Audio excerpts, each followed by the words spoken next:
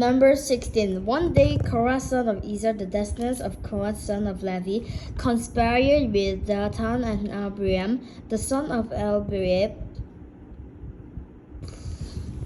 and one son of Pelet from the tribe of Reuben. They incited a rebellion against Moses, along with 250 other leaders of the community, all prominent members of the assembly.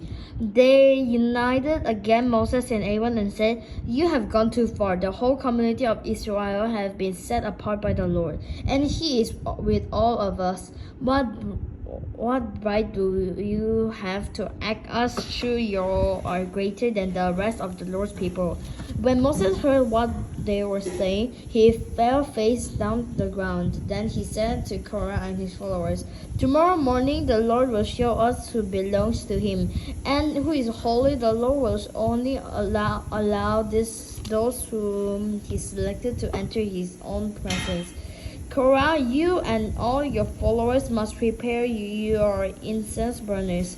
Light fires in them tomorrow and burn incense before the Lord. Then we will see whom the Lord chooses as His Holy One.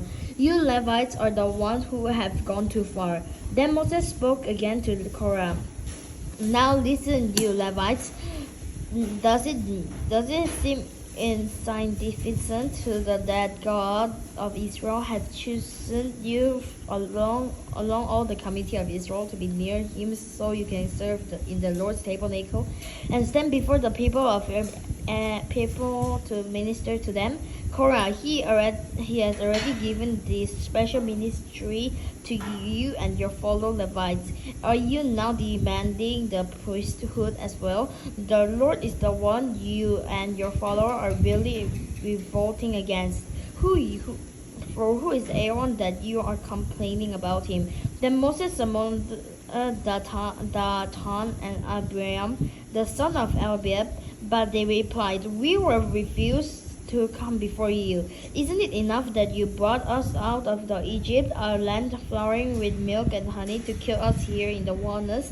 What's more, you haven't brought us into another land flowing with milk and honey. You haven't given us a new homeland with field and vineyard. Are you trying to fool this man?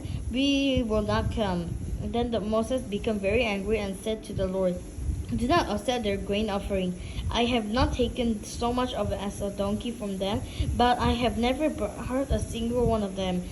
And Moses said to Korah, "You and all your followers must come here tomorrow and present yourself before the Lord. Aaron will also be here. You and each of your 250 followers may prepare an incense burner and put incense on it, so you can all present them before the Lord. Aaron will also bring his incense burner." So each of these men prepared an incense burner, lit the fire, and placed the incense on it.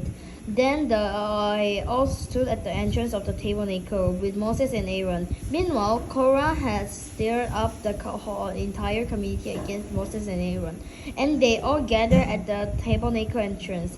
Then the glorious presence of the Lord appeared to the whole community.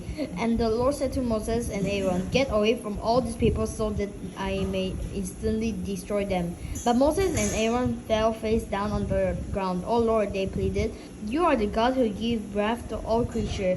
Must you be angry with all these people when only one man sins?" And the Lord said to Moses, "And then tell all the people to get away from the tent of Korah, Dathan and Abiram." So Moses got up and rushed over to the tent of Dathan and Abiram. He followed the elders of Israel. "Quick," he told the people, "get away from the tent of this wicked band, and don't touch anything that belongs to them. If you do, you will be destroyed for their sin." So all the people stood back from the tents of Korah, Dathan, and Abiram. Then Dathan and Abiram came out and stood at the entrance of the tents, together with their wives and children and little ones. And Moses said, "This is how you will know that the Lord has sent me.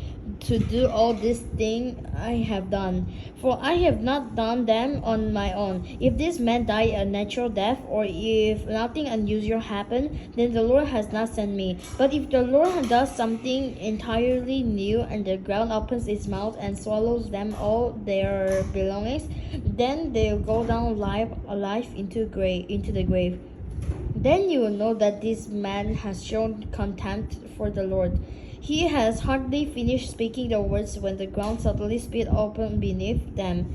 The earth opened its mouth and swallowed the man, along with their household and all their followers who were standing with them, and everything they owned. So they went down alive into the grave, along with all their belongings. The earth closed over them, and they all vanished from among all the people of Israel. All the people around them fled when they heard their scream. Oh, the earth will swallow us too, they cried.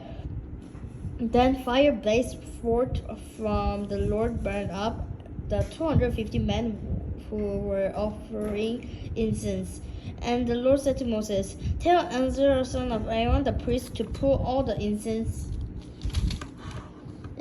burner from the fire, for they are holy. Also tell him to scatter for the burning coals. Take the incense burner of the men who have sinned at all the cost of their lives, and hammer the metal into the singe shed to overlay the altar. Since these burners were used in the Lord's presence, they have become holy. Let them serve as a warning to the people of Israel." So Eleazar the priest collected the 250 bronze incense burners that had been used by the man who died in the fire, and he hammered them into a thin sheet to overlay the altar. This would warn the Israelites that no unauthorized person, no one who was at a distance of Aaron, should ever enter the Lord's presence to burn incense.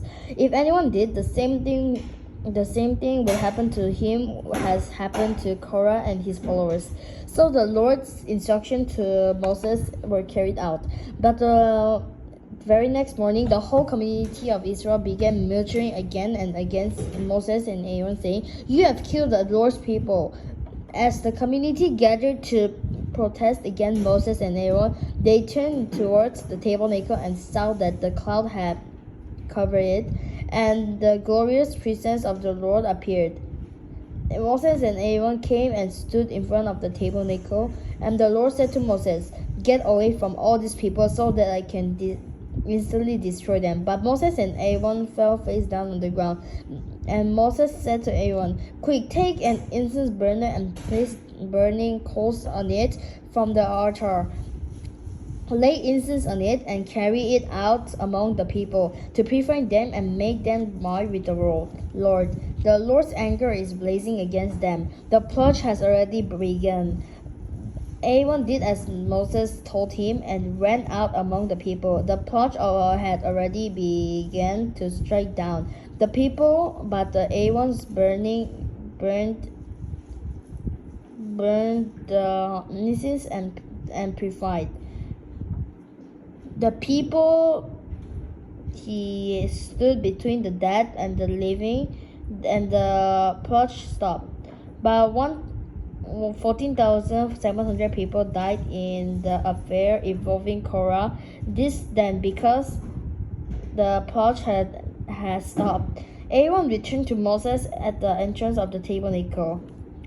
Numbers 17. Well, then the Lord said to Moses, "Tell the people of Israel to bring you 12 wooden staffs, one from each leader of Israel and ancestor tribes, and inscribe each leader's name on his staff.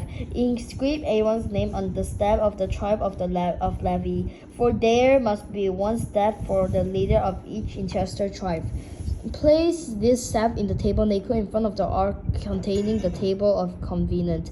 Where I meet you, the buds will sprout of the staff belong to the man I choose.